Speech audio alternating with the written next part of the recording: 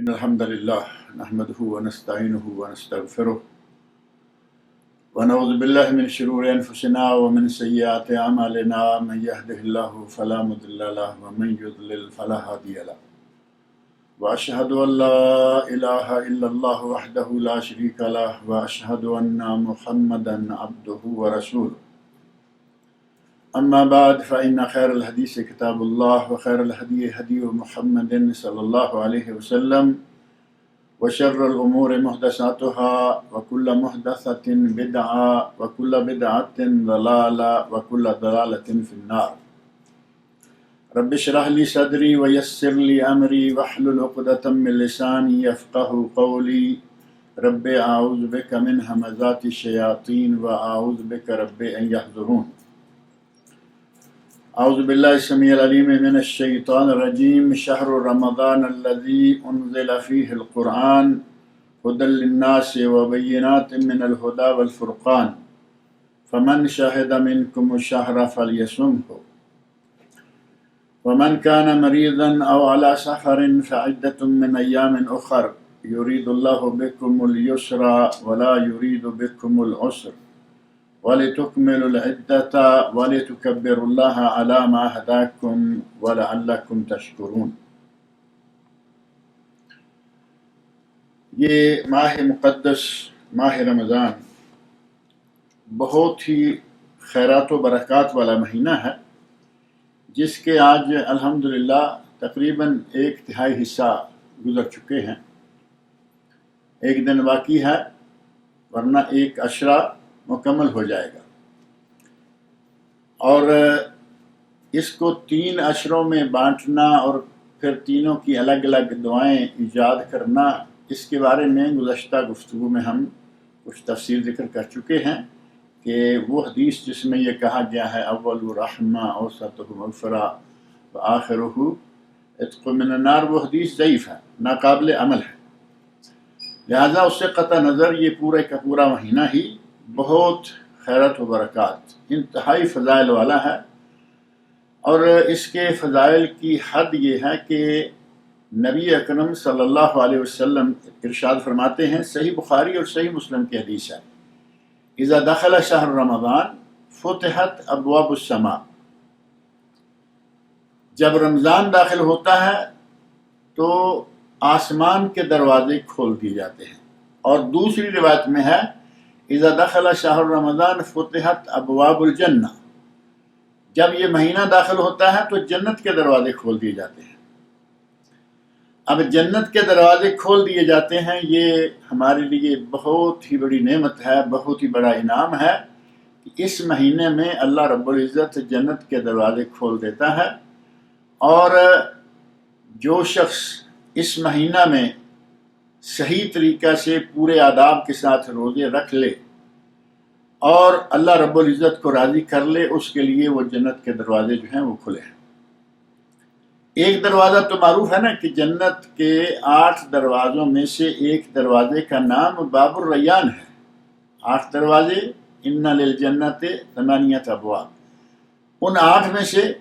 ایک دروازے کا نام ہی باب الریان ہے، جو روزے داروں کے لیے خاص۔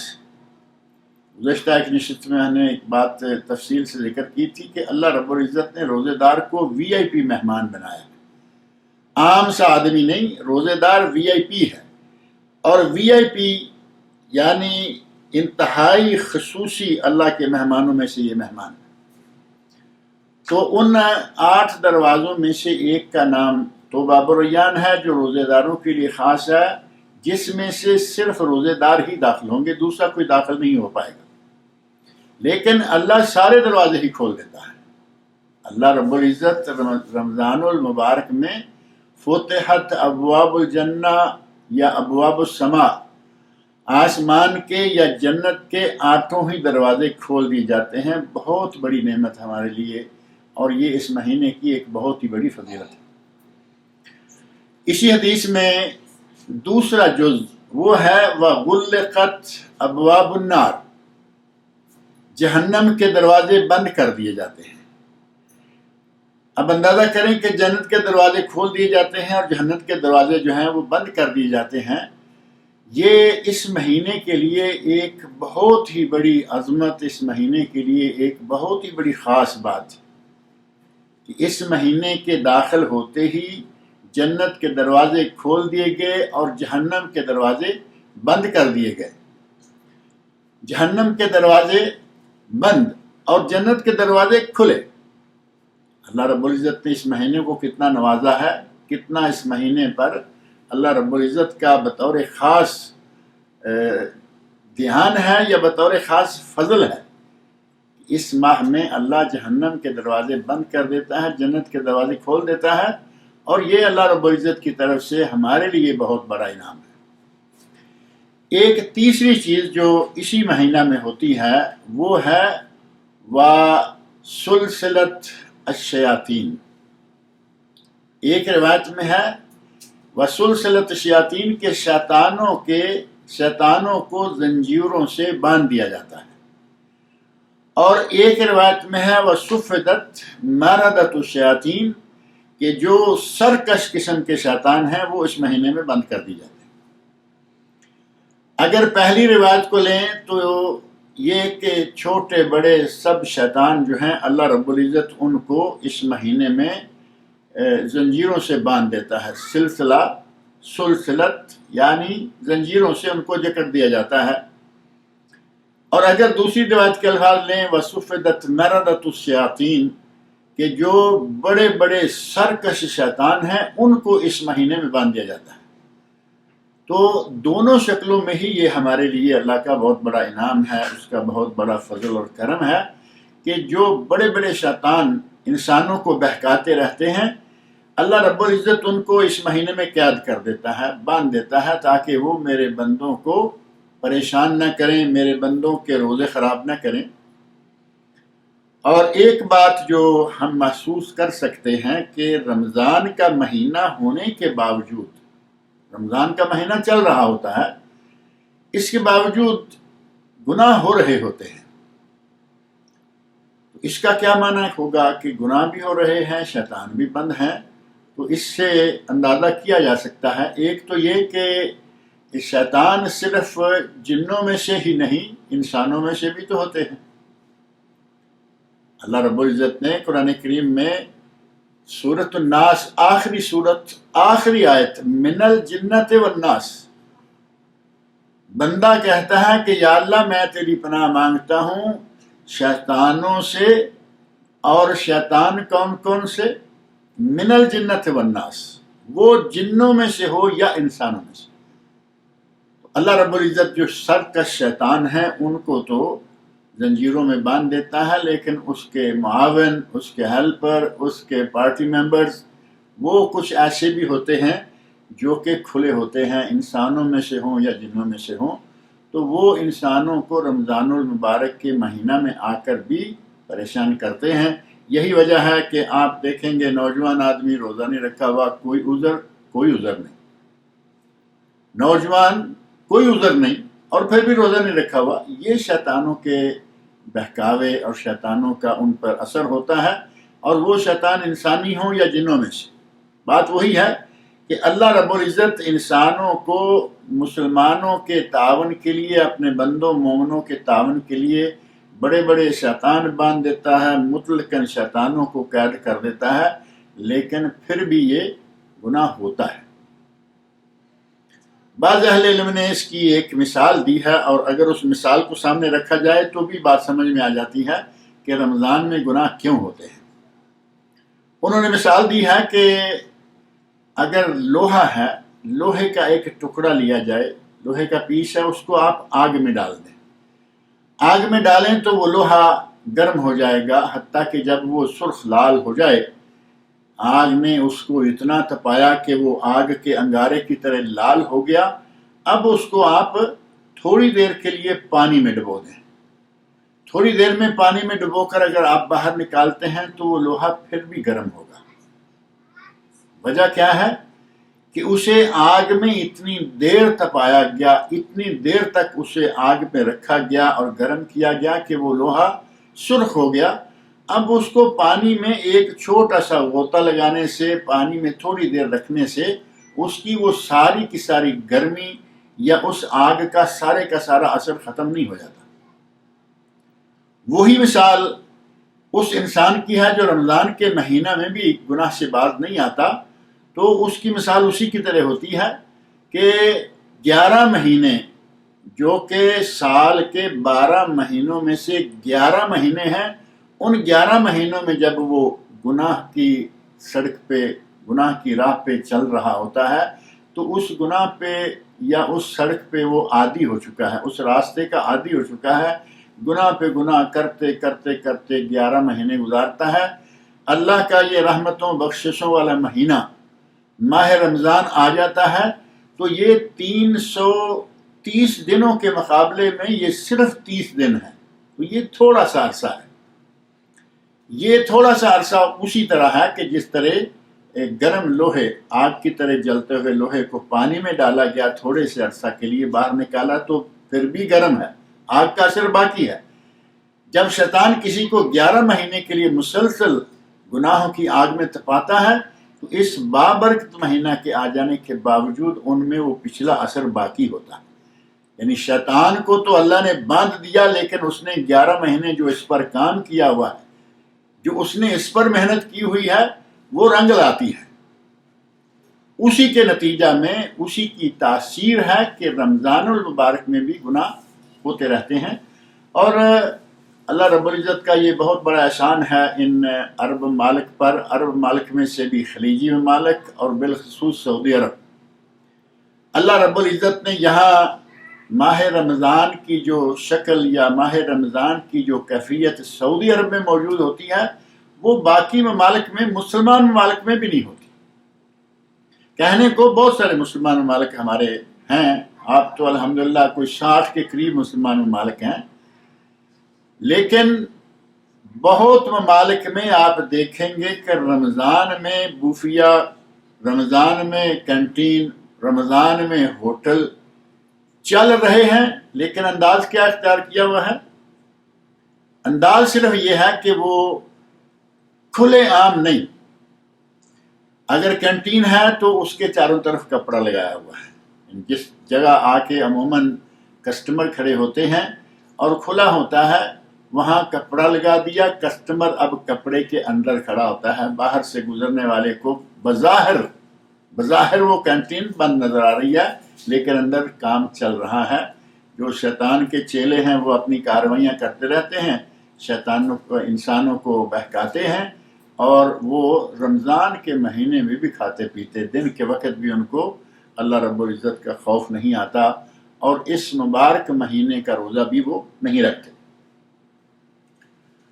جبکہ اس مبارک مہینے میں کیے گئے اعمال کا اللہ رب العزت اتنا بدلہ، اتنی جزا دیتا ہے کہ دوسرے کسی کام پر جتنی جزا اللہ اس رمضان کے مہینے میں دیتا ہے، اور خاص اس روزے کی جو جزا دیتا ہے، وہ دوسرے کسی عمل کی نہیں۔ نبی اکرم صلی اللہ علیہ وسلم صحیح بخاری و مسلم کی حدیث میں فرماتے ہیں، کل عمل ابن آدم یضاعف، بنی آدم کے ہر کام میں اللہ رب العزت ہر کام کی نیکیوں میں اضافہ ہوتا ہے۔ یضاعف یعنی نیکیاں جو ہیں وہ ڈبل ٹرپل زیادہ سے زیادہ کر کے دی جاتی ہیں۔ الحسنہ بعشر امثالہا الی 700 ضعف، نیکی 10 گنا سے لے کر 700 گنا تک بڑھائی جاتی ہے۔ اللہ رب العزت کا کتنا بڑا احسان ہے۔ ایک نیکی کریں تو ایک جملہ ہمارے یہاں معروف ہے، دا دنیا 70 آخرت، کہ دنیا میں 10 اور آخرت میں اللہ 70 دے گا، یہ ہمارا جملہ ہے، جبکہ نبی اکرم صلی اللہ علیہ وسلم کا ارشاد آپ کے سامنے ہے، الحسنہ بعشر امثالہا الی 700 ضعف، نیکی کا بدلہ 70 گنا، 10 سے لے کر 70 گنا، الی 700 ضعف 700 گنا تک جاتا ہے۔ اور یہ نیکی کا صرف 700 گنا تک جا کے رک جانا، یہ بھی کوئی بات ایسی نہیں ہے۔ اللہ رب العزت نے قرآن کریم میں سورہ بقرہ میں آیت نمبر 261 میں فرمایا ہے، مثل الذین ينفقون اموالهم فی سبیل اللہ کمثل حبہ، وہ لوگ جو اللہ کی راہ میں اپنا مال خرچ کرتے ہیں، ان کے خرچ کیے ہوئے مال کی مثال ہے ایک دانے کی۔ مثال کے طور پر کسی نے 1 ریال، 1 درہم، 1 دینار، 1 ڈالر، 1 پاؤنڈ، 1 روپیہ، جس ملک کا جو بھی سکہ ہے، اگر کوئی ایک ریال خرچ کرتا ہے، 1 روپیہ خرچ کرتا ہے، کمثل حبہ، تو وہ اس دانے کی طرح ہے، اس کی مثال اس دانے کی طرح ہے، انبتت 7 سنابل، جس ایک دانے کو زمین میں بویا جائے تو اس میں سے 7 کونپلیں نکلتی ہیں۔ ایک دانے کو زمین میں بو دیا اور اس میں سے 7 کونپلیں نکلی۔ 7 سنابل فی کل سنبلۃ 100 حبہ، ہر کونپل کے اوپر جا کر ایک خوشہ لگا اور ہر خوشے میں 100 دانہ۔ اب اندازہ کریں کہ ایک دانہ بویا، 7 کونپلیں، ان پر 7 خوشے، ہر خوشے میں 100 دانہ۔ ایک دانہ زمین میں بونے والے کو اب کتنے دانے مل رہے ہیں؟ 700۔ ایک خوشے میں 100 دانہ اور 7 خوشے ہیں، 700 دانے ہو گئے۔ یعنی 1 ریال خرچ کرنے پر اللہ رب العزت 700 ریال دیتا ہے۔ اور صرف اتنا ہی نہیں، بلکہ قرآن کریم میں ہی اللہ رب العزت نے فرمایا واللہ یضاعف لمن یشاء، اسی آیت میں جو سورہ بقرہ کی آیت میں ابھی آپ کے سامنے پڑھ رہا ہوں، آیت نمبر 261، واللہ یضاعف لمن یشاء واللہ واسع علیم، اللہ جسے چاہے وہ 700 گنا سے بھی زیادہ دیتا ہے۔ اللہ جسے چاہے 700 گنا سے بھی زیادہ دیتا ہے، اور واللہ واسع علیم، اللہ بڑی وسعتوں والا اور بڑے ہی علم والا ہے۔ تو اس کا معنی یہ ہوا کہ اگر آدمی پورے خلوص کے ساتھ اللہ کی رضا کے لیے اس مہینے میں خرچ کرتا ہے یا کبھی بھی، وہ یہ مثال جو قرآن کریم میں اللہ رب العزت نے بیان فرمائی ہے یہ مطلق ہے، مثل الذین ينفقون فی سبیل اللہ کمثل حبہ، یہ ہر اس مسلمان کی مثال ہے جو اللہ کی راہ میں کچھ خرچ کرتا ہے۔ اب رمضان المبارک میں نیکیاں جو ہیں ان کا اجر بڑھ جاتا ہے، اور خاص طور پر روزے کا اجر جو ہے وہ بڑھ جاتا ہے۔ نبی اکرم صلی اللہ علیہ وسلم ارشاد فرماتے ہیں کہ الحسنہ بعشر امثالہا الی 700 ضعف، اللہ رب العزت نے بندے کو ایک نیکی کے بدلے میں 10 اور 700 گنا تک بدلہ دینے کا وعدہ کیا ہے، الا الصیام، سوائے روزے کے، باقی اعمال کا 700 گنا تک یا جتنا بھی زیادہ اللہ چاہے، جتنا کسی کا اخلاص زیادہ ہے اتنا اس کو بدلہ زیادہ ملے گا،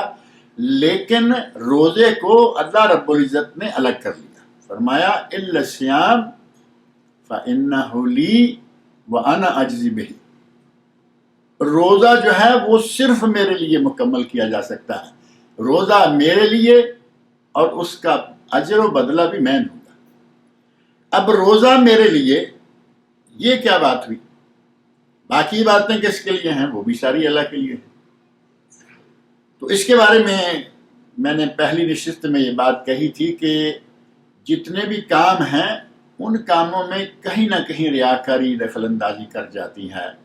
نماز پڑھنے گئے کئی لوگ دیکھ رہے ہیں، حج کرنے گئے لاکھوں لوگ دیکھ رہے ہیں، زکوٰۃ ادا کرنے گئے اور کوئی دیکھے نہ دیکھے، کم از کم جہاں آپ نے زکوٰۃ دی ہے وہاں کسی کو علم ہوا کہ آپ نے زکوٰۃ دی ہے۔ روزہ وہ عمل ہے کہ یہ جب تک اللہ رب العزت کو اپنے لیے رقیب، اللہ رب العزت کو اپنے کے لیے نگران، اللہ رب العزت کو اپنے لیے ہر وقت دیکھنے والا، یقین کے ساتھ، غیر متزلزل ایمان کے ساتھ جب تک یہ نہ مان لے گا تب تک روزہ مکمل نہیں ہو سکتا۔ اس میں ریاکاری کی کوئی گنجائش نہیں ہے۔ لوگوں کے سامنے روزہ رکھ لیا اور اگر کہے کہ میں نے لوگوں کو روزہ دکھا دیا ہے، لوگ سمجھیں گے روزہ ہو گیا، ثواب تو لوگوں نے نہیں دینا نا، ثواب تو اللہ تعالیٰ نے دینا ہے۔ اب جب اکیلا ہوتا ہے، اکیلے میں کچھ کھا لے، کچھ پی لے، روزہ توڑ لے، کوئی اسے دیکھنے والا نہیں، اگر اللہ رب العزت پر اس کا صحیح ایمان نہ ہو۔ جب اللہ رب العزت پر صحیح ایمان ہوگا تبھی یہ روزہ پورا ہو پائے گا۔ اس لیے اللہ تعالیٰ نے فرمایا فَإِنَّهُ لِي، قدسی حدیث، فَإِنَّهُ لِي وَأَنَا أَجْزِي بِهِ۔ اور قدسی حدیث تو معروف ہے نا کہ نبی اکرم صلی اللہ علیہ وسلم کے الفاظ ہوتے ہیں، معنی اللہ رب العزت کی طرف سے ہوتا ہے۔ ایک حدیث ہے حدیث رسول، جو نبی اکرم صلی اللہ علیہ وسلم ارشاد فرماتے ہیں وہ عام حدیث رسول ہے، اور ایک حدیث قدسی ہے۔ نبی اکرم صلی اللہ علیہ وسلم فرماتے ہیں قال اللہ تعالی، اور آگے جو حصہ ہے وہ حدیث قدسی ہے، یا نبی اکرم صلی اللہ علیہ وسلم فرماتے ہیں یقول اللہ تعالی، اللہ تعالیٰ کہتا ہے۔ صحابی بیان کرتا ہے، بلکہ اگر یوں کہیں کہ مثال کے طور پر امام بخاری سے بات شروع ہوتی ہے، امام بخاری اپنے استاد سے اور پھر آگے جا کے تابعی، صحابی، نبی اکرم صلی اللہ علیہ وسلم۔ کئی ایسی احادیث ہیں مسند امام احمد میں، صحیح بخاری میں، حدیث کی دیگر کتابوں میں، وہ ثلاثیات ہیں، یعنی راوی حدیث اور رسول اللہ صلی اللہ علیہ وسلم کے مابین صرف 3 راوی ہیں، ثلاثیات۔ تو 2-3 راوی جو ہیں وہ بیان کرتے ہیں، اور آگے جا کے آتا ہے کہ اللہ رب العزت فرماتا ہے۔ جب یہ بات آئے کہ اللہ رب العزت فرماتا ہے تو اس وقت وہ حدیث جو ہے وہ حدیث قدسی شمار ہوتی ہے۔ یہاں حدیث قدسی میں اللہ رب العزت ارشاد فرما رہے ہیں فَإِنَّهُ لِي وَأَنَا أَجْزِي بِهِ، یہ روزہ میرے لیے ہے اور اس روزے کا ثواب بھی میں دوں گا۔ اور ایک حدیث میں اس کی وجہ بھی بیان کر دی۔ ایک تو یہ ہے کہ روزہ اللہ پر غیر متزلزل ایمان اگر نہ ہو تو روزہ مکمل نہیں کیا جا سکتا، اور ساتھ ہی ایک وجہ یہ بھی بیان فرما دی فَإِنَّهُ يَتْرُكُ طَعَامَهُ وَشَرَابَهُ وَشَهْوَتَهُ مِنْ أَجْلِي، بندہ میری وجہ سے کھانا پینا، اپنی شہوت کی تسکین کرنا، یہ سارے کام میرے لیے چھوڑتا ہے، فَأَنَا أَجْزِي بِهِ، تو اس کا بدلہ بھی میں ہی دوں گا۔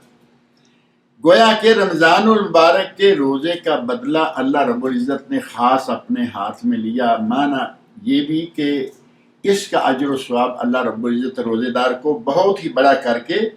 بہت ہی اعلیٰ درجے کا اجر و ثواب دے گا۔ اس مہینے کو اللہ رب العزت نے ہمارے لیے مختلف اعتبارات سے بڑا ہی خاص مہینہ بنایا ہے۔ ایک حدیث میں ہے الصوم جنہ، صحیح بخاری مسلم کے الفاظ ہیں الصوم جنہ، روزہ ڈھال ہے، روزہ ڈھال ہے، یہاں تک تو صحیح بخاری مسلم کی حدیث ہے۔ لیکن اس کے بعد سنن کی کتابوں میں، ابو داؤد وغیرہ میں یہ حدیث آگے بھی موجود ہے یستجن بہ العبد من النار، روزہ ڈھال ہے اور اس ڈھال کے ذریعے بندہ اپنے آپ کو جہنم سے بچاتا ہے۔ اگر لوہے کی ڈھال جنگ میں جو استعمال ہوتی ہے، وہ آپ سب جانتے ہیں کہ لوہے کی ڈھال جو ہے وہ تلوار آ رہی ہے، تلوار کے سامنے وہ جو لوہے کا پیس ہوتا ہے بنا ہوا گول سا، وہ پیس آگے کرتے ہیں، تلوار جو ہے آ کے اس پر لگتی ہے، آدمی کا جسم بچ گیا، اور وہ لوہے کی ڈھال ہے، اور یہ روزہ ہے۔ روزے کو اللہ تعالیٰ نے ڈھال فرمایا، تو یہ کسی کی تلوار سے بچنے کے لیے نہیں، یہ شیطان سے بچنے کے لیے۔ بعض حدیث میں ہے کہ یہ بندے کو شیطان سے بچاتا ہے، اور دوسرے لفظوں میں ہے کہ یہ بندے کو جہنم کی آگ سے بچاتا ہے۔ اگر جہنم کی آگ سے بچاتا ہے تو سمجھے کہ ہماری اور طلب کیا ہو سکتی ہے۔ اگر اللہ نے جہنم سے بچا لیا، آدمی کما گیا، اور اگر شیطان سے بچا لیا تو سمجھیں کہ پھر بھی کما گیا۔ شیطان سے یہ ڈھال جو ہے، یہ روزہ ڈھال ہے، اور شیطان سے یہ بچاتا ہے، تو اس شیطان سے اس کے بچانے کی شکل جو ہے وہ بھی بڑی واضح ہے کہ روزے دار عموماً اگر اس کو تھوڑا سا بھی اللہ رب العزت نے روزے کے ادب کا سلیقہ دے رکھا ہے، روزے کا ادب کیا ہے، احترام کیا ہے، اگر تھوڑا سا بھی اس کے دل میں آتا ہے تو وہ روزے کی حالت میں ہر وہ کام جو غلط ہے، ہر وہ کام جو ناجائز ہے، ہر وہ کام جو اسلام میں منع ہے، ہر وہ کام جسے اللہ اور اللہ کے رسول نے منع کیا ہے، وہ روزے کی حالت میں خاص طور پر نہیں کرے گا، رمضان میں بالعموم نہیں کرے گا۔ تو یہ گویا کہ روزہ جو ہے یہ ڈھال ہو گیا شیطان کے راستے میں بھی، اور یہ روزہ ڈھال ہو گیا شیطان کے علاوہ جہنم کے راستے میں بھی، یہ روزہ ڈھال بن جاتا ہے۔ تو اللہ رب العزت بندے کو اس روزے کے نتیجہ میں ایک خوشیاں بھی عطا کرتا ہے۔ ایک حدیث میں آتا ہے، نبی اکرم صلی اللہ علیہ وسلم ارشاد فرماتے ہیں کہ روزہ جو ہے یہ خوشیوں کا باعث ہے، بندے کو یہ دو خوشیاں دیتا ہے۔ صحیح بخاری اور صحیح مسلم میں حدیث موجود ہے۔ پہلی خوشی کب ہوتی ہے؟ اذا افطر فرح بفطرہ، جب بندہ روزہ افطار کرتا ہے تو یہ روزہ افطار کرنے کی خوشی اس کو ہوتی ہے، اور یہ خوشی جو ہے وہ چھوٹے بڑے ہر شخص کو ہوتی ہے۔ صبح سے لے کے روزہ رکھا ہوا ہے، مسلسل روزے سے آ رہا ہے، اپنے سامنے کھانے کی پینے کی دنیا بھر کی نعمتیں آئیں گی، یہ ان کے قریب نہیں جائے گا، ان کو اپنے منہ کے قریب نہیں لائے گا کیونکہ روزے سے ہے۔ لیکن جس وقت مغرب کی اذان ہوتی ہے، روزے کے افطار کرنے کا وقت آتا ہے، تو اس وقت پھر یہ روزہ افطار کرتا ہے اور یہ اس کے لیے خوشی کا باعث ہے۔ فارحہ اذا افطر فرح بفطرہ، جب بندہ روزہ افطار کرتا ہے تو افطار کرنے کی خوشی،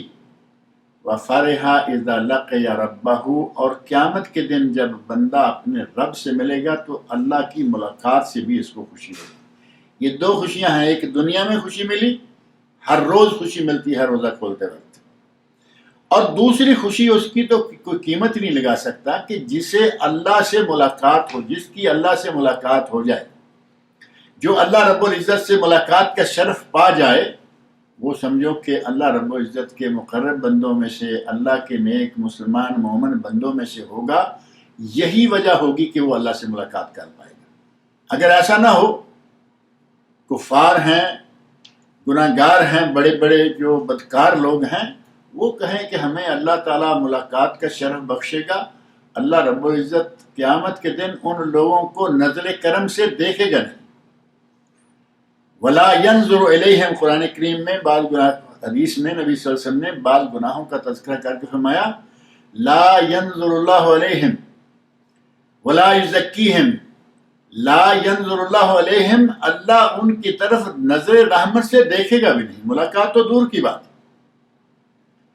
اس روزے کے نتیجہ میں روزہ رکھنے والوں کو اللہ رب العزت اپنی ملاقات کے شرف سے بھی نوازے گا،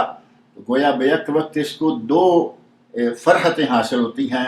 ایک فرحت روزہ کھولتے وقت، اور دوسری فرحت جو ہے وہ جس وقت اللہ رب العزت سے ملاقات کرے گا اس وقت حاصل۔ اور یہ مہینہ قرآن کریم کی تلاوت کرنے کا مہینہ ہے، یہ مہینہ مال کو خرچ کرنے، خیرات کرنے کا مہینہ ہے۔ رمضان المبارک میں نبی اکرم صلی اللہ علیہ وسلم کو اللہ رب العزت کے خاص انتظام کے تحت حضرت جبرائیل امین آیا کرتے تھے، اور نبی صلی اللہ علیہ وسلم کے ساتھ بیٹھ کر قرآن کریم کا دور ہوتا تھا، یعنی قرآن کریم کی تلاوت ہوتی تھی، اور ہر سال ہر رمضان میں ایک مرتبہ، اور جس سال نبی اکرم صلی اللہ علیہ وسلم نے وفات پائی اس سال نبی اکرم صلی اللہ علیہ وسلم کے پاس جبرائیل علیہ السلام نے 2 مرتبہ دور کیا۔ اور رمضان المبارک میں ہی یہ قرآن نازل ہوا، رمضان المبارک میں ہی جبرائیل علیہ السلام کے ساتھ یہ دور ہوا کرتا تھا، گویا کہ رمضان المبارک قرآن کی تلاوت کا مہینہ، اور اسی حدیث میں یہ بات بھی موجود ہے کہ جس وقت جبرائیل امین قرآن کریم کے دور کے لیے نبی صلی اللہ علیہ وسلم کے پاس آیا کرتے تھے، ان دنوں میں نبی صلی اللہ علیہ وسلم بے شمار صدقہ کیا کرتے تھے، خیرات کیا کرتے تھے۔ نبی صلی اللہ علیہ وسلم کے صدقہ و خیرات کرنے کی تو یہ کیفیت تھی کہ آپ اپنے پاس اپنے گھر میں کوئی چیز ٹکنے نہیں دیتے تھے، دولت آئی خزانہ آیا شام تک ختم، جتنے بھی ملک فتح ہوتے، جتنے بھی غنیمتیں، جتنا مال بھی آپ کے قدموں میں لا کے رکھا جاتا، آپ کے پاس وہ نہیں ٹکتا تھا، آپ اس کو فوری طور پر تقسیم کر دیتے تھے۔ آپ صدقہ خیرات کرنے میں رمضان المبارک میں تو حد کر دیتے۔ حدیث میں آتا ہے کہ جس وقت جبرائیل علیہ السلام نازل ہو رہے ہوتے تھے، جن دنوں میں خاص طور پر رمضان میں جبرائیل امین علیہ السلام آیا کرتے تھے، نبی صلی اللہ علیہ وسلم ان دنوں میں بہت تیزی سے، حتیٰ کہ تیز ہوا سے بھی زیادہ صدقہ کرتے تھے، یعنی ہوا کی تیزی سے بھی زیادہ صدقے میں تیزی دکھاتے تھے۔ تو یہ مہینہ جہاں روزے کا مہینہ ہے، یہ مہینہ جہاں قرآن کریم کی تلاوت کا مہینہ ہے، وہیں یہ بھی ذہن میں رکھیں کہ یہ مہینہ صدقہ و خیرات کا بھی مہینہ ہے۔ اور صدقہ و خیرات ایک تو یہ ہے کہ آپ اپنے مال سے جتنا چاہیں اللہ کی راہ میں خرچ کریں، اور ایک چیز یہاں یہ بھی ذہن میں رکھیں کہ یہ صرف نفلی صدقہ و خیرات نہیں، بلکہ اگر کسی کو اللہ رب العزت نے دولت دے رکھی ہے تو اسے چاہیے کہ وہ اپنے مال کا حساب کتاب کر کے اس میں جو فرض صدقہ ہے، فرض صدقہ کیا ہے؟ زکوٰۃ۔ صدقہ اللہ رب العزت نے زکوٰۃ کو صدقہ کہا ہے، لیکن مراد ہوتی ہے فرض صدقہ یعنی زکوٰۃ۔ سورہ توبہ کی آیت نمبر 60 مشہور ہے، جس میں 8 مصارف زکوٰۃ بتائے گئے ہیں کہ زکوٰۃ کے مصارف کیا ہیں، کن کن جگہوں پر زکوٰۃ لگتی ہے۔ اس آیت کا آغاز انما الصدقات للفقراء والمساکین، آگے 6 اور بھی مصارف ہیں جہاں زکوٰۃ لگتی ہے، 2 کا ذکر یہاں موجود ہے۔ انما الصدقات للفقراء والمساکین، صدقات فقراء اور مساکین کے لیے ہیں، اللہ نے صدقات فرمایا، جبکہ یہاں مراد زکوٰۃ ہے جو فرض صدقہ ہے۔ تو یہ مہینہ جس طرح صدقات و خیرات کا ہے، اپنے مال کو اللہ کی راہ میں خرچ کرنے کا مہینہ ہے، اسی طرح اپنے مال کا حساب کتاب کرنے کا بھی مہینہ ہے۔ زکوٰۃ کوئی رمضان میں فرض نہیں ہوتی، زکوٰۃ جب کسی کے مال پر سال گزر جائے اس وقت فرض ہو جاتی ہے، لیکن جو ایک لوگوں نے سلسلہ یہ تیار کیا ہوا ہے، بنایا ہوا ہے، اختیار کیا ہوا ہے لائحہ عمل، وہ یہ کہ وہ ہر سال رمضان میں اپنے مال کا حساب کرتے ہیں، اور جتنا پیسہ موجود ہے یا جتنا سونا موجود ہے، جتنا کسی سے قرضہ لینا ہے، اس سب کو جمع کر کے اس کا 2.5% یعنی 100 میں سے 2.5 ریال، 2.5 روپے وہ اللہ کی راہ میں زکوٰۃ کا نکال دیتے ہیں۔ تو یہ زکوٰۃ جو ہے یہ ضروری نہیں، فرض نہیں کہ یہ صرف رمضان میں ہی ہو سکتی ہے۔ بعض کہتے ہیں جی رجب زکوٰۃ کا، شعبان شبرات کا، اور رمضان روزے کا، یہ کہاوتیں بنی ہوئی ہیں۔ جب چاہیں جس وقت کسی کو اللہ دولت دے اور اس پر سال گزر جائے، جس مہینے میں وہ آئی ہے اس کے حساب سے سال گزرنے پر وہ زکوٰۃ دے، وہ چاہے کوئی مہینہ کیوں نہ ہو۔ لیکن اگر کوئی ایسا کرتا ہے کہ اس کی زکوٰۃ تو ابھی 2-3 مہینے کے بعد جا کے فرض ہوگی، اور وہ ایڈوانس زکوٰۃ نکال دیتا ہے، پیشگی ادا کر دیتا ہے، تو یہ جائز ہے۔ نبی اکرم صلی اللہ علیہ وسلم نے اپنے چچا کی سال بھر کی زکوٰۃ جو ہے وہ ایڈوانس یا پیشگی لے لی، طلب کر لی۔ تو نبی صلی اللہ علیہ وسلم کے اس عمل مبارک سے پتہ چلتا ہے کہ ہم زکوٰۃ ایڈوانس نکال سکتے ہیں، یعنی اگلے سال کی زکوٰۃ بھی آج دے سکتے ہیں، لیکن اگلے سال کی نہیں، 1-2 مہینے 3 مہینے کے بعد ہمیں جو مال ملا تھا، 4 مہینے کے بعد ملا تھا، ابھی رمضان کے بعد 4 مہینے گزریں گے تو اس پر زکوٰۃ فرض ہوگی۔ لیکن اگر آج کوئی سمجھتا ہے کہ رمضان کا مہینہ ہے، اس مہینے کی برکتیں بھی حاصل ہو جائیں گی، فضیلتیں بھی حاصل ہو جائیں گی، اس مہینے میں فقراء کو، محتاجوں کو، ضرورت مندوں کو کچھ پیسہ بھی پہنچ جائے گا، ان کے لیے سحری افطاری کا انتظام ہو جائے گا، اس نیک نیتی سے اگر وہ ایڈوانس زکوٰۃ نکال دیتا ہے تو جائز ہے۔ اور یہی وجہ ہے کہ عموماً لوگوں نے یہ معمول بنایا ہوا ہے کہ وہ رمضان کے رمضان زکوٰۃ نکال دیتے، کسی پیسے پر وقت پورا گزر گیا، کسی پر 1 مہینہ کم ہے، کسی پر 2 مہینے کم ہیں، کسی پر 3-4 مہینے کم ہیں، رمضان میں حساب کیا اور زکوٰۃ نکال دی۔ اور وہ زکوٰۃ کا مال کیا کیا ہے، تھوڑا سا اس بات پہ تفصیلی تذکرہ ہو جائے۔ پہلی بات یہ کہ آپ کے پاس کیش مال ہے، وہ آپ کے گھر میں ہے، سیف میں پڑا ہوا ہے، وہ آپ کی جیب میں پڑا ہے، وہ آپ کے بینک اکاؤنٹ میں پڑا ہے، وہ آپ نے کسی بھی طریقے سے کہیں بھی رکھا ہے، وہ کیش مال سارے کا سارا اس کا حساب کر لیں۔ اور آپ کے گھر میں سونا ہے، چاندی ہے، اس کا حساب کر لیں کہ کتنا ہے۔ بعض گھروں میں ایسا ہے کہ والدہ موجود ہے، اس کے پاس کتنا سونا ہے، بیوی اپنی ہے، اس کے پاس کتنا سونا ہے، بیٹیاں ہیں ان کے پاس کتنا سونا ہے، اور بہوؤں کے پاس کتنا سونا ہے، ساتھ ہی بہنوں کے پاس۔ کچھ گھروں میں یہ سارے لوگ اکٹھے ہوتے ہیں اور ان کا جو مین اکاؤنٹ ہے وہ ایک ہی ہوتا ہے بڑے میاں کے ہاتھ میں۔ اب ایسے گھر میں جس عورت کے پاس جتنا سونا ہے وہ سارے کو جمع کر لیا جائے کہ یہ ٹوٹل اتنا بنا۔ مثال کے طور پر 100 تولہ بن گیا، اب اس 100 تولے کی زکوٰۃ دینا ضروری ہے۔ ہمارے یہاں ایک عجیب سا انداز بعض لوگوں نے اختیار کر رکھا ہے کہ وہ کہتے ہیں جی یہ 7 تولے میری چھوٹی بیٹی کا، یہ 7 تولے منجلی بیٹی کا، یہ 7 تولے میری بڑی بیٹی کا، یہ 7 تولے میری بیوی کا، یہ 7 تولے اماں کا، یہ 7 تولے فلاں فلاں بہن کا۔ گھر میں ڈھیروں سونا ہے اور زکوٰۃ کا نام نہیں، جبکہ یہ عجیب قسم کی چیٹنگ ہے۔ اور چیٹنگ کس کے ساتھ؟ اللہ کے ساتھ۔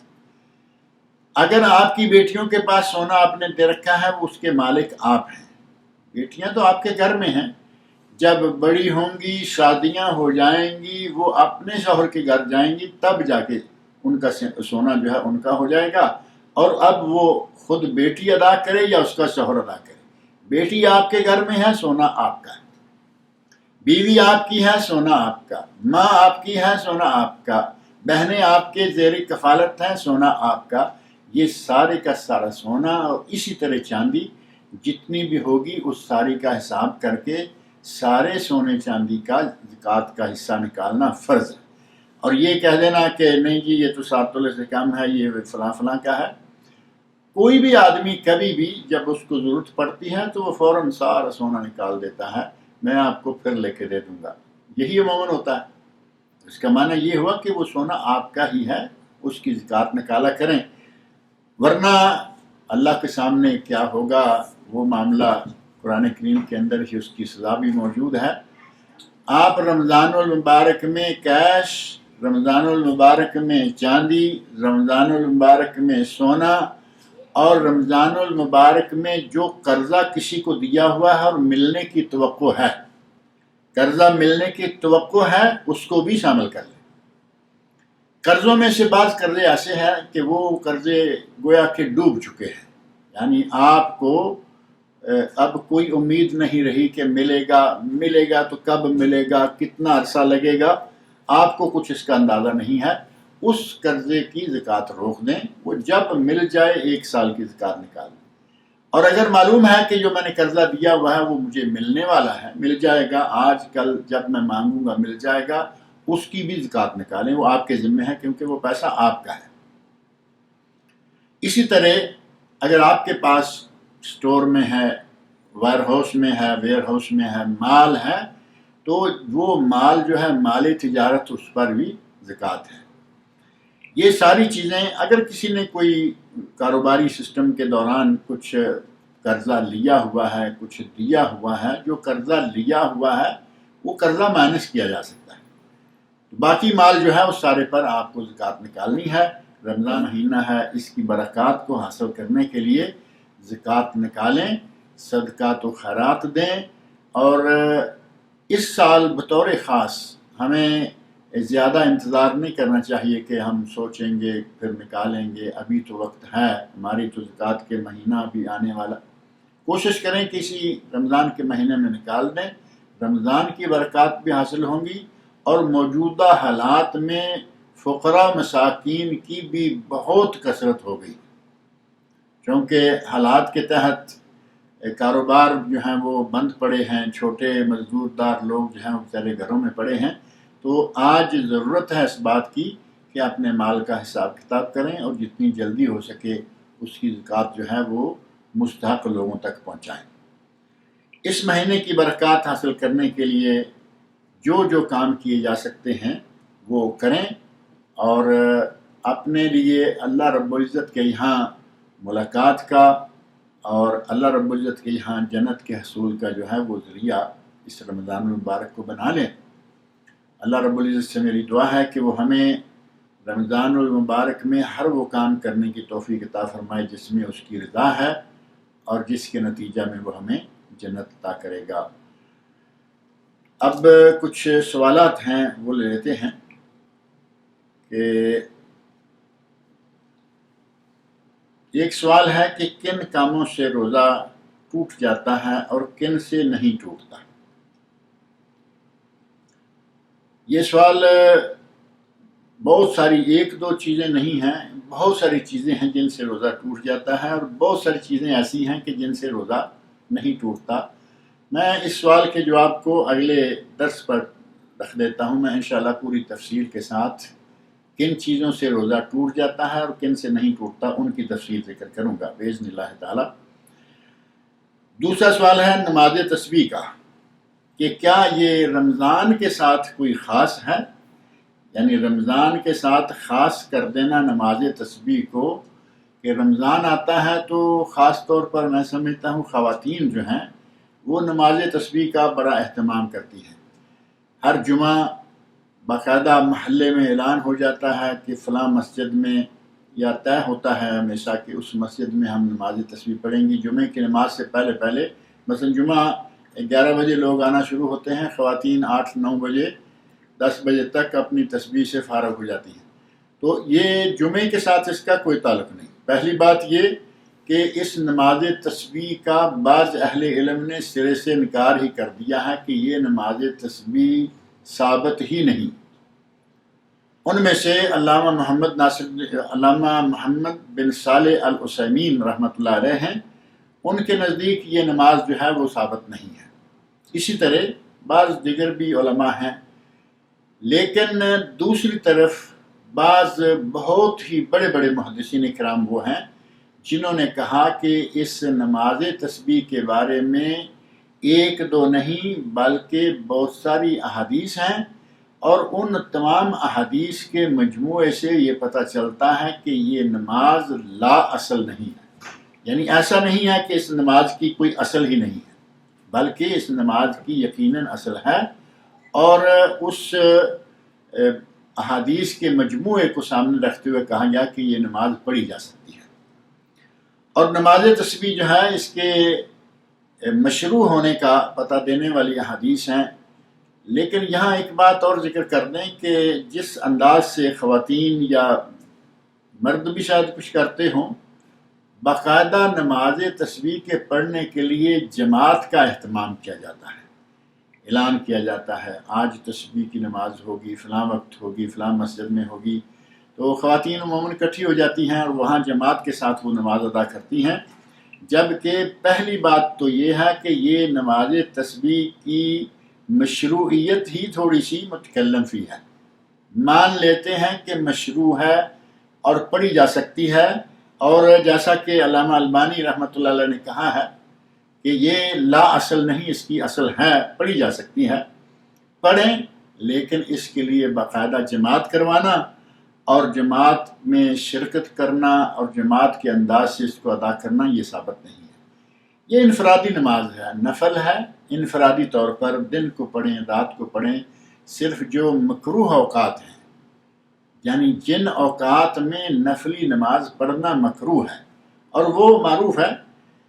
3 اوقات تو وہ ہیں کہ جو بہت چھوٹے، سورج نکلتے ہوئے، سورج ڈوبتے ہوئے، سورج سر سے ڈلتے ہوئے، زوال کا وقت جس کہتے ہیں۔ سورج صبح کے وقت جب اندر بار ہوتا ہے، شام کے وقت جب اندر بار ہوتا ہے، یا سورج سر سے ڈھل رہا ہوتا ہے، یہ 3 اوقات ہیں چھوٹے، لیکن 2 اوقات بڑے ہیں جن میں نماز پڑھنا، نفل نماز خاص طور پر پڑھنا ممنوع ہے، مکروہ ہے، اور وہ ہیں نماز فجر سے لے کر طلوع آفتاب تک۔ نماز فجر سے لے کر طلوع آفتاب تک کوئی نفل نماز نہیں ہوتی، سوائے ان 2 سنتوں کے جو کہ فجر کی ہیں۔ اگر کوئی آدمی مسجد میں آیا، جماعت کھڑی ہے، تو اسے چاہیے کہ وہ جماعت میں شامل ہو جائے اور سنتے نہ پڑھنا شروع کرتے، جیسا کہ ہمارے یہاں مروج ہے کہ جماعت کھڑی ہے اور وہ اپنی سنتے پڑھ رہا ہوتا ہے۔ نبی اکرم صلی اللہ علیہ وسلم نے 1-2 نہیں کئی صحابہ کو یہ 2 رکعتیں فرضوں کے بعد اٹھتے پڑھتے دیکھا، اٹھ کر پڑھتے دیکھا تو آپ نے ان کو منع نہیں فرمایا۔ اگر یہ جائز نہ ہوتا تو یہ منصب نبوت میں ہی نہیں بات آتی کہ آپ خاموش رہتے یا ہماری طرح رو رعایت اور مروت کے نام سے نہ بولتے۔ اگر یہ بات غلط ہوتی نبی اکرم صلی اللہ علیہ وسلم منع کر دیتے، لیکن نبی صلی اللہ علیہ وسلم نے منع نہیں فرمایا۔ لہذا فرضوں کے بعد اٹھ کے فجر کی سنتیں پڑھی جا سکتی ہیں۔ سورج نکلنے کے انتظار کے ڈر سے جماعت کے دوران یہ سنتیں پڑھنا منع ہے، اور جماعت کے دوران چاہے کسی ڈر سے یا کسی اور وجہ سے جماعت کے دوران سنتیں پڑھنے کے منع ہونے کے دلیل وہ حدیث، وہ ارشاد مبارک ہے۔ نبی اکرم صلی اللہ علیہ وسلم ارشاد فرماتے ہیں لا صلاۃ اذا اقیمت الصلاۃ الا التي اقیمت لها، جب نماز کے لیے اقامت ہو جائے، جماعت کھڑی ہو جائے، اب کوئی نماز نہیں ہے سوائے اس نماز کے کہ جس کے لیے اقامت کہی گئی ہے۔ یعنی ظہر ہے، آپ نے جا کے سنتیں شروع کی، فرضوں کی اقامت ہو گئی، سنتوں کو ختم کر دیں، جہاں پہنچے ہیں وہی نماز وہ توڑ دیں اور جماعت میں شامل ہو جائیں۔ اور فجر کی سنتیں ہیں، یہی معاملہ ہے۔ اور اگر ظہر کی سنتیں ہیں وہ بعد میں پڑھی جا سکتی ہیں، تو نبی صلی اللہ علیہ وسلم کے حکم کے مطابق جو کہ تقریری احادیث ہیں، ان میں آپ نے سنتوں کو فرضوں کے بعد پڑھنے کی اجازت دی ہے۔ لہٰذا یہ 2 سنتیں چھوڑ دیں، باقی کوئی نوافل پڑھنا چاہے کہ میں اب فارغ ہوں سورج نکلنے تک تو میں 10-20 نفل پڑھ لیتا ہوں، یہ جائز نہیں ہوگا۔ اور دوسرا وقت قراءت جو ہے، یا 5واں کہہ لیں دوسرے لفظوں میں، وہ ہے عصر کی نماز سے لے کر سورج غروب ہونے تک۔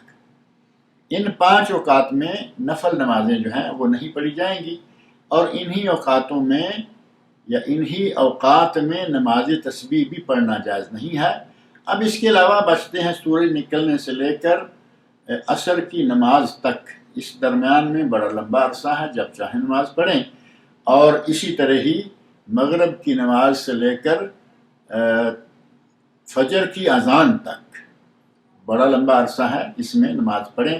لیکن باجماعت نہیں، انفرادی نماز ہوگی۔ رمضان کے ساتھ اس کا بطور خاص کوئی تعلق نہیں ہے۔ اور ایک سوال ہے کہ رمضان کی برکتوں سے محروم رہنے والا بد نصیب کون ہے؟ رمضان کی برکتوں سے محروم رہنے والے بد نصیب وہی ہیں جو اس رمضان کے روزے نہ رکھیں۔ رمضان میں جو سب سے اہم ترین عمل ہے، اگر کہیں کہ فرض نماز نہ پڑھے تو وہ تو ہر مہینے میں اور ہر روز 5 مرتبہ فرض ہے، وہ بھی کوئی نہیں پڑھتا تو وہ بھی بد نصیب انسان ہے یقیناً۔ اور اگر کوئی انکار بھی کر دے، ایک ہے کہ وہ نماز نہیں پڑھتا تو اسے اقرار ہے کہ نماز پڑھنی چاہیے، مجھ سے سستی ہو جاتی ہے، کبھی میں پڑھ لیتا ہوں کبھی چھوڑ دیتا ہوں، اس کے بارے میں یہ تو نہیں کہا جا سکتا کہ یہ کافر ہے۔ لیکن اہل علم کہتے ہیں کہ اگر نماز کا انکار بھی کر دے کہ کوئی نماز نہیں، تو وہ انسان مسلمان نہیں رہتا، دائرہ اسلام سے خارج ہو جاتا ہے۔ اور پکے بے نماز کو جو انکار نہیں بھی کرتا، زبان سے اقرار نہیں کرتا، لیکن اس کا فعل یا اس کا حال یہ بتا رہا ہے کہ وہ نماز کا منکر ہے اور وہ پکا بے نماز ہے، اس کے بارے میں بھی کہا گیا کہ وہ بھی اسلام سے خارج ہو جاتا ہے۔ شیخ محمد بن صالح العثیمین رحمۃ اللہ علیہ کا اس سلسلہ میں تارک نماز کا حکم کیا ہے، اس سلسلہ میں ان کا ایک رسالہ ہے جو اردو ترجمہ ہو کر پاکستان میں شائع بھی ہو چکا ہے۔ تو وہ لوگ جو نماز نہیں پڑھتے اور رمضان کے مہینے کے بعد نصیب وہ ہیں جو رمضان کا روزہ نہیں رکھتے۔ اب رمضان المبارک میں اللہ رب العزت نے بطور خاص یہ عبادت ہم پر فرض کی ہے، جیسا کہ سورۃ البقرہ کی آیت 183 جو پہلے درس میں نے پڑھی تھی، یا ایھا الذین آمنوا کتب علیکم الصیام کما کتب علی الذین من قبلکم لعلکم تتقون، اے ایمان والو تم پر رمضان کا روزہ فرض کیا گیا ہے جس طرح کہ تم سے پہلی امتوں پر بھی فرض کیا گیا تھا۔ تو یہ رمضان المبارک کا روزہ ہم پر فرض ہے، اللہ نے یہ رمضان میں فرض کیا۔ روزے بہت ہیں، سال کے دوران بھی ہیں اور ہم انشاءاللہ ان کا تذکرہ بھی کریں گے، لیکن آج کی جو خاص طور پر روزے کے سلسلہ میں بات ہے وہ یہ کہ رمضان کا روزہ جو ہے یہ اللہ نے فرض کیا ہے، اور جو اس اہم عمل رمضان کے اس اہم عمل کو بھی سر انجام نہیں دیتا وہ یقیناً بد نصیب انسان ہے۔ اللہ رب العزت ہمیں رمضان المبارک کے روزے رکھنے کی اور پورے آداب کے ساتھ روزے رکھنے کی توفیق عطا فرمائے۔ والسلام علیکم ورحمۃ اللہ وبرکاتہ۔